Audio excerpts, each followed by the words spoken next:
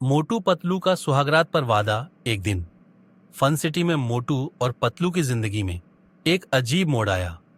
पतलू की शादी हो चुकी थी और वह अपनी नई जिंदगी की शुरुआत करने के लिए बहुत खुश था, मगर उसे एक चिंता सता रही थी।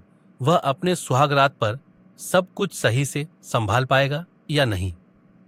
यही कारण था कि वह मोटू से मिलने गया और मोटू को एक वादा करने के लिए राजी किया।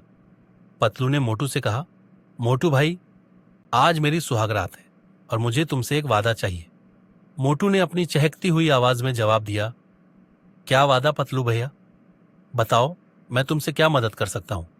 पतलू ने उसकी आंखों में दृढ़ता दिखाते हुए कहा, तुमसे वादा चाहिए कि तुम सुहागरात पर सारी चीजें अच्छे से संभालोगे ताकि कोई समस्या ना हो। मोटू ने सिर हिलाते हुए बड़े ही आत्मविश्वास से कहा, भैया, तुम चिंता मत करो, मैं तुम्हारी सुहागरात को शानदार बना दूंगा। तुम बिल्कुल भी परेशान मत हो। पतलू ने थोड़ा शांत होकर कहा, ठीक है मोटू, मैं तुम पर विश्वास करता हूं, लेकिन याद रखना, कोई भी गलती नहीं होनी चाहिए। मोटू ने खुश होकर कहा, तुम भरोसा रखो पतलू भैया, सब कुछ बहुत अच्छे से होगा। और फिर पतलू ने सुहागरात के दिन के लिए अपनी सभी योजनाओं को मोटू के हवाले कर दिया। अब शुरू होता है मोटू का मिशन, पतलू की सुहागरात को शानदार बनाना। सुहागरात का दिन पतलू की शादी की रात थी और वह अपने कमरे में सजा संवरा बैठा था, जबकि मोटू ने सारी व्यवस्थाओं का जिम्मा लिया था। मोटू की योजना थी कि वह कमरे को अच्छे से सजाएगा, मोमबत्तियां जलाएगा और पतलू के लिए डिनर का इंतजाम करेगा। लेकिन मोटू की मूर्खता से सारी योजनाएं उलट पुलट हो गईं। सबसे पहले मोटू ने मोमबत्तियां जलाने का काम किया, लेकिन उन्होंने मोमबत्तियों को रखा बहुत पास पास। जैसे ही एक मोमबत्ती जलने लगी, दूसरे की लौ भी उसकी गर्मी से जल उठी। एक एक करके सारी मोमबत्तियां जल गईं और कमरे में अजीब सी जलन की महक फैल गई। मोटू ने घबराते हुए मोमबत्तियों को बुझाया, लेकिन अब कमरे में अंधेरा था। इसके बाद मोटू ने पतलू के लिए डिनर तैयार किया। उसने रोटियां सेकी, लेकिन गलती से उन्हें इतनी ज्यादा सेका कि वे काले होकर जल गए। खैर, कोई बात नहीं, मोटू ने सोचा, पतलू को ज्यादा खाने की आदत नहीं है, जल गई रोटियां तो क्या फर्क पड़ता है।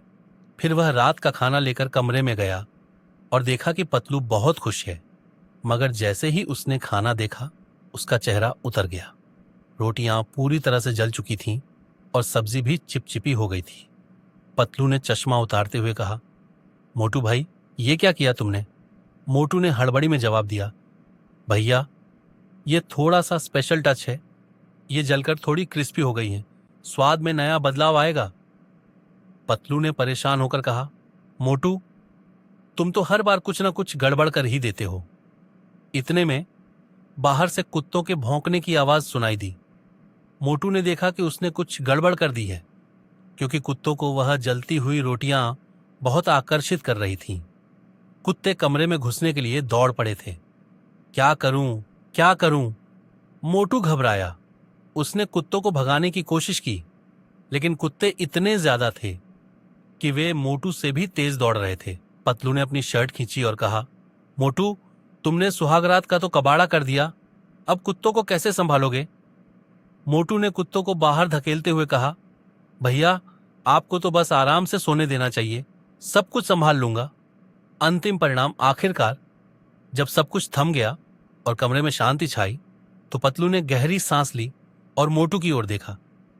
मोटू, तुमने तो मेरी सुहागरात को बिल्कुल उलट पुलट कर दिया, परंतु तुमने जो कोशिश की वह काबिले तारीफ है। मोटू ने मुस्कुराते हुए कहा, भैया, क्या करूं?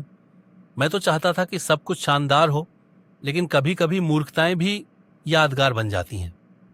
पतलू हंसी रोकते हुए बोला, सच में तुम तो कभी नहीं सुधरोगे मोटू। और इस तरह मोटू की मूर्खताओं ने पतलू की सुहागरात को एक मजेदार और यादगार बना दिया। मोटू ने वादा किया था कि वह सब कुछ अच्छे से संभालेगा, लेकिन उसकी मूर्खता ने उसे एक शानदार मगर थोड़ी उलझी हुई शुरुआत दी।